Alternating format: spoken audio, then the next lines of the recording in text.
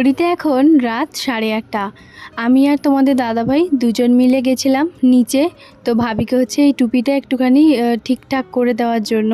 আসলে এই টুপিটা এক সাইডে ছিঁড়ে গেছে, তো সেটাই হচ্ছে তোমার ভাবি উল্টোভাবে লাগিয়ে দিয়েছে, আর সেটাই দেখাতে এসেছিল যে ঠিকঠাকভাবে লাগিয়েছে কিনা।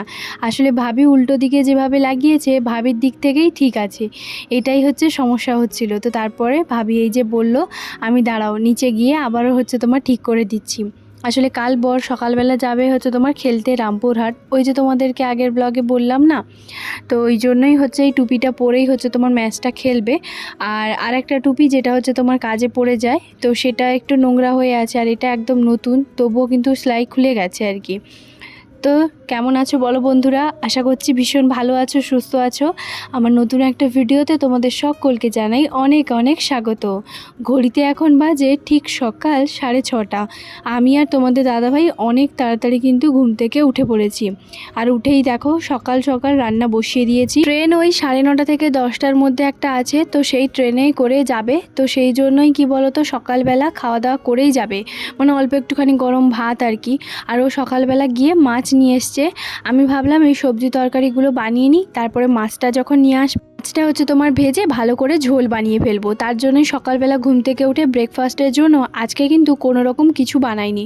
কালকে রাতেই হচ্ছে তোমার একটুখানি কি বলো তো ওই ছোলা ভিজিয়েছিলাম, সেটাই সকালবেলা ও খেয়েছে, আমি কিন্তু এখনও পর্যন্ত কিছু খাইনি। আমি 1 গ্লাস উষ্ণ গরম জল খেয়েছি। ভাতটা হতে একটুখানি সময় লাগছিল, তো সেই জন্য অল্প একটুখানি নুন দিয়ে দিয়েছি। আর এই যে দেখো সকালবেলা বাজার থেকে মাছও নিয়ে চলে এসেছে, মাছটাকে ভালো করে ধুয়ে নিয়েছি। আর বড় বড় সাইজে না বেশ পাবদা মাছ 4 পিস নিয়ে এসছে, তো সেটাই ভালো করে ধুয়ে এখন নুন হলুদ মাখিয়ে এই যে দেখো পাবদা মাছ ভাজতে গেলে না পাবদা মাছটা এতটা পরিমাণে ফাটে, আমি দূর থেকে হচ্ছে তোমার মাছটা দিলাম, তারপরেও দেখো যেন গায়ের মধ্যে যেন তেলটা পড়ে যাবে এরকমটাই। আর পুরো রান্নাঘর একদম তেল চিটচিটে হয়ে যায়। আর এমনিতেও মাছ টাছ রান্না করলে একটুখানি তো তেল চারদিকে ছড়াবে, তো আমি রান্নাবান্না করার পরে রান্নাঘর পরিষ্কার করে নেব। এখন শুধুমাত্র এই যে সকালবেলা তাড়াহুড়োর মধ্যে রান্নাটা করে নিই, ওই যে করছি বলতে পারো। ভাত বসিয়েছিলাম, ভাত হয়ে গেছে, এক সাইডে উবুর দিয়ে রেখেও দিয়েছি, আর বাঁধাকপি শাকের চচ্চড়ি বানিয়েছিলাম। আর এই যে দেখো পাবদা মাছের ঝোল খুব পাতলা করে।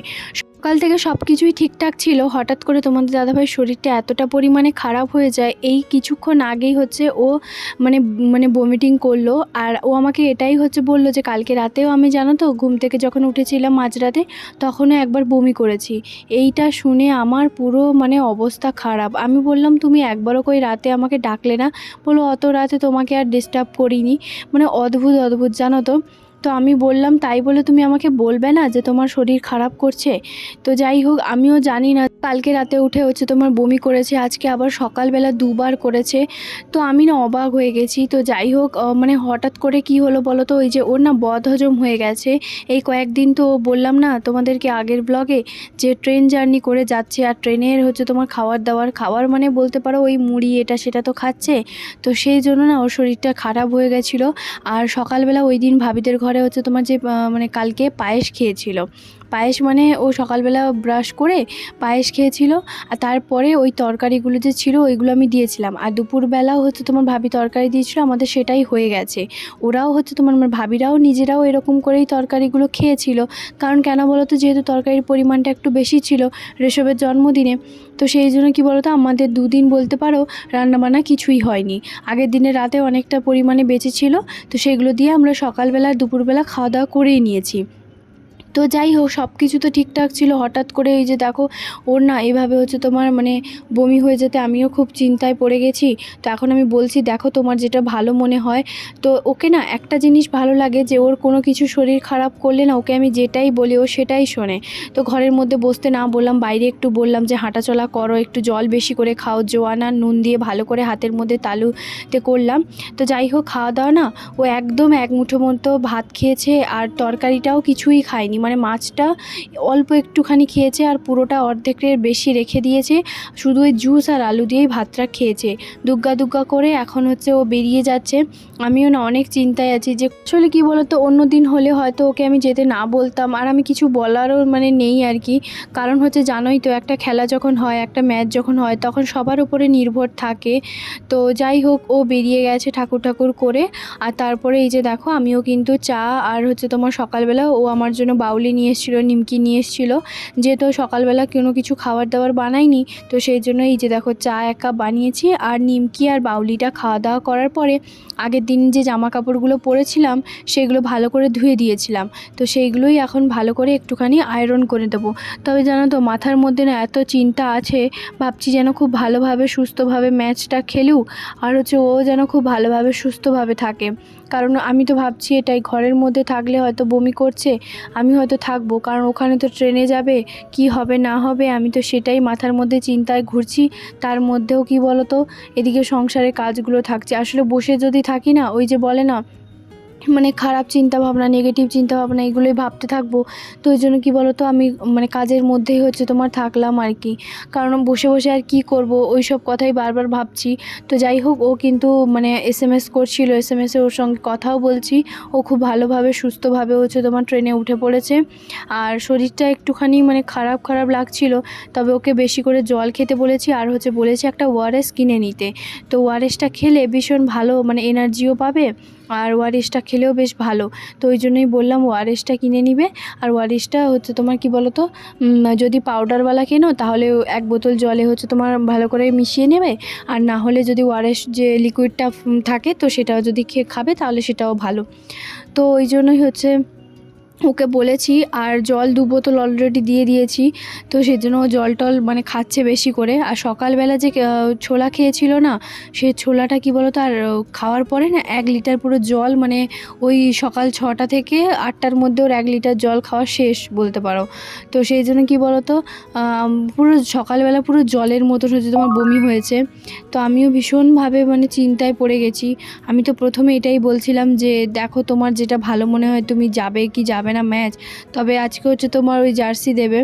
তো সেই জন্য কি বলো তো, মানে চিন্তায়ও আছি, ভয়েও আছি, মানে কি হবে না হবে, ভালোভাবে যেন সব কিছু হয়ে যাক, বাস আর কোনো কিছুই চিন্তা নেই। আসলে কি বলো তো, একদিনে না কখনোই শরীর খারাপ হয় না, অনেক দিন হয়তো খাবার দাবারের কিছু একটা গন্ডগোল হওয়ার জন্য, ওই যে বললাম এই কয়েকদিন ধরেই হচ্ছে ও ট্রেন জার্নি করে যাচ্ছে, ঠিক মতন তো খাওয়া দাওয়া করতে পারছে না। সে ঘুম থেকে সকাল 5টার সময় উঠছে, তারপর সেই দুপুরবেলা আসছে, আবার সন্ধেবেলা থাকছে, আবার হচ্ছে তোমার পরের দিন সকালবেলা বেরিয়ে যাচ্ছে। কন্টিনিউ কিন্তু 3-4 দিন ও এইভাবেই হচ্ছে তোমার রামপুরহাটে খেলতে গেছে আর কি। তো সেই জন্যই হচ্ছে শরীরটা এখন খারাপ হয়ে গেছে।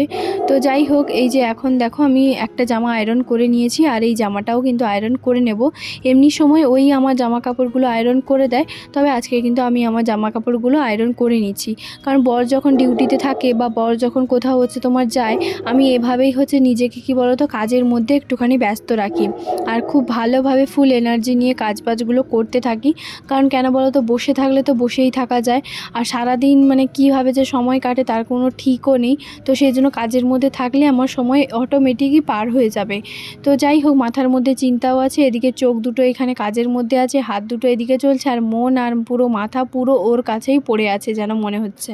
তবে কী বলো তো, আজকের লাস্টই হচ্ছে তোমার ম্যাচ, আজকে হচ্ছে তোমার ম্যাচটা হয়ে গেলে আর কালকে মানে কাল থেকে আর ওকে আর যেতে হবে না আর কি। তো সেটাই হচ্ছে তোমার ভাবছিলাম।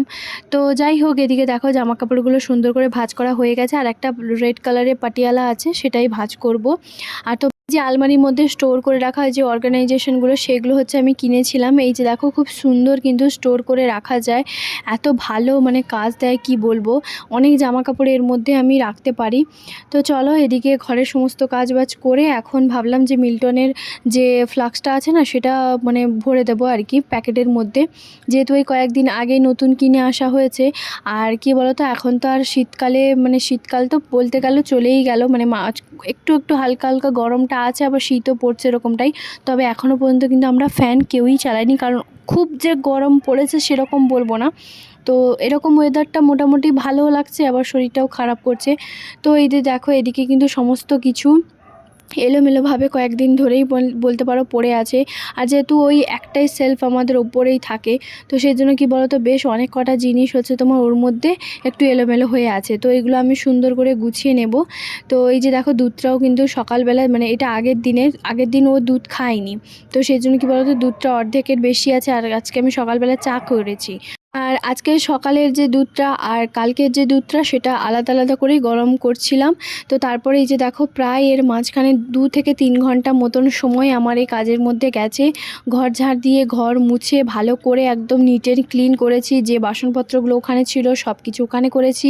এইগুলো ভালো করে আবার হচ্ছে তোমার ডবল করে পরিষ্কার করে নিয়েছি। মানে আজকে সারাদিন আমি আমার কাজের মধ্যেই হচ্ছে তোমার একদম ব্যস্ত ছিলাম। চলো, এই কিছুক্ষণ আগে তোমরা দেখছিলে যে এই ওপরের সেলফটা কেমনভাবে ছিল। আর এই যে দেখো একদম সুন্দর করে পরিপাটি করে ঝাড়ু টাড়ু দিয়ে ওপরে না এত হচ্ছে তোমার মানে টিকটিকির, তারপরে ইঁদুর, এগুলোর এত পটি ছিল মানে তোমাদেরকে বলে বোঝাতে পারবো না। এদিকে সকালবেলা থেকে হচ্ছে তোমার গান টান চালিয়ে দিয়েছি ফুল সাউন্ডে। আর এই যে দেখো সকালবেলা কিন্তু পুজো টুজো করে দিয়ে গেছে। তারপর সারা দুপুর আমি একটা মুভি দেখছিলাম। আর এই যে দেখো এখন পুরো ঘড়িতে একদম কাঁটায় কাঁটায় 6টা বাজে। আর এই যে ও এখন চলে এসেছে। আর ওকে এসেই হচ্ছে আমি জিজ্ঞেস করলাম তোমার শরীর একদম ঠিকঠাক ছিল? বললো হ্যাঁ একদম ঠিকঠাক ছিল, জল টল বেশি খেয়েছি আর একদম কোনো কিছু হয়নি। আর তুমি যে বলেছিলে ওআরএসটা খেতে, সেই ওআরএসটা খাওয়ার পরে একদম আমি ঠিকঠাক ছিলাম। তো যাই হোক, ও চলে এসেছে আর সন্ধে প্রায় নামতে চললো। আমি এদিকে সন্ধেও দিয়ে দিয়েছি। এরপরও ফ্রেশ হবে। আর দাঁড়াও, ও আমার জন্য না এই যে দেখো হচ্ছে প্যাকেট দিয়েছিল। তো এখানে কলা, তারপর ভুজিয়া, 4-5 রকমের মিষ্টি এগুলো আছে। ওগুলো কিছুই খায়নি, আমার জন্য সবটা নিয়ে এসছে। এরকমটাই হচ্ছে তোমার যেখানেই কোনো কিছু দিক না কেন আমার জন্য বাড়িতে নিয়ে আসবে। চলো আজকের মতন এই পর্যন্তই। কেমন লাগলো অবশ্যই কমেন্ট করে জানাতে একদম ভুলবে না। আর আজকে ওর সারাদিন কেমন কাটলো, আমার সারাদিন কেমন কাটলো, সেটাই এখন দুজন বসে গল্প করি।